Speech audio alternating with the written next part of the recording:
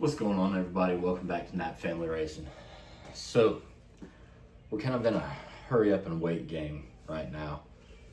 So as you saw in the end of the last video, we found out where the leak's coming from. It's that output shaft seal on the left front axle. And what I'm thinking is when we broke that torque strut mount bracket and the motor was rocking back and forth, I'm wondering if it either shimmied that axle out just a little bit to where it's not pressed in enough to keep it sealed, which is problematic, or if when it was rocking back and forth, that axle was in there just wallering and pressing the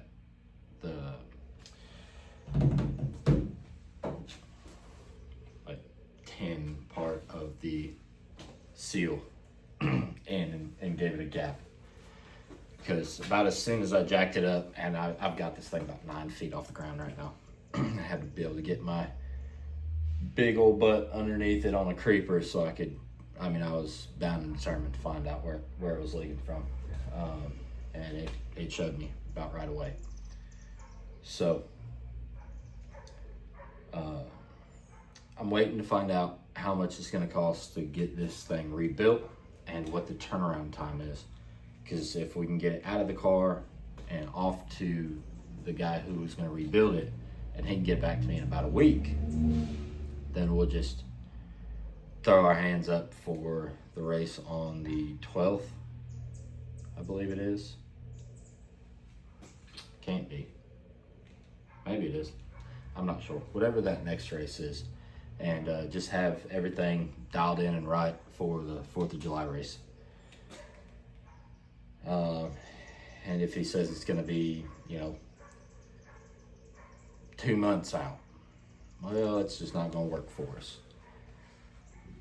So what I'll try after that is tearing the front end apart on that side and trying to beat that axle further in, and hope that the problem is that it's backed out.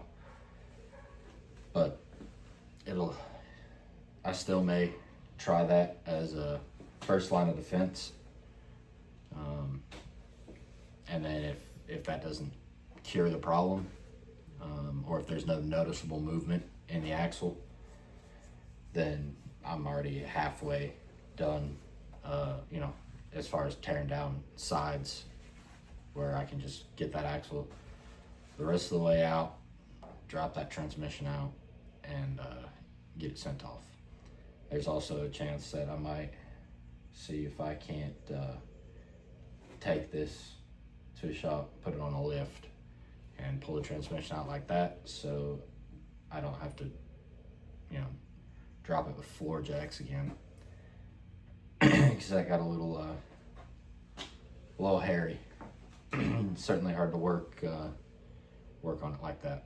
So we'll figure all that out when time comes. But for right now, it's just kind of the waiting game. If I don't hear about it by tomorrow, I'll probably just tear that side down. It won't take me about probably 10 minutes to get that thing tore down to where I can put a couple of bumps on the axle. I've got some old axle nuts that I can throw on there so I don't mess up the threads or the new axle nut that's on it. And then we'll just figure it out from there and see what we find. But really, until then, there's not much gonna be going on. Just gotta make sure this gets done right. So however that ends up looking, is how it'll look. I already had on the docket for this transmission to get rebuilt anyhow.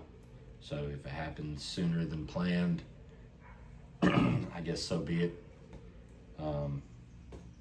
But yeah, it's just, we got to get it right, because I can't keep spending money to go to the racetrack to not get to race. So part of me wishes that I would have just went out there, started in last, had it first gear, went out, made a lap, pulled in. At least we would have got start money, which is probably what we should have done, but I just didn't want to risk hurting the transmission any more than it already is. You know, get it in a spot where we run all the fluid out of it and then it just locks up or blows the gears out of it or knocks the teeth off it or whatever it was going to do. So I took the Safeway home, just put it on the trailer early.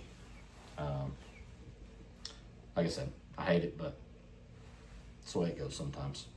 So I don't know when the next video will be made, because the next video probably won't be made until I have an update for you guys, or we're tearing the front end apart. So I'll try to stay active as far as posting pictures and things like that, but probably won't have a video until Wednesday, Thursday-ish. So until then, we'll be seeing you.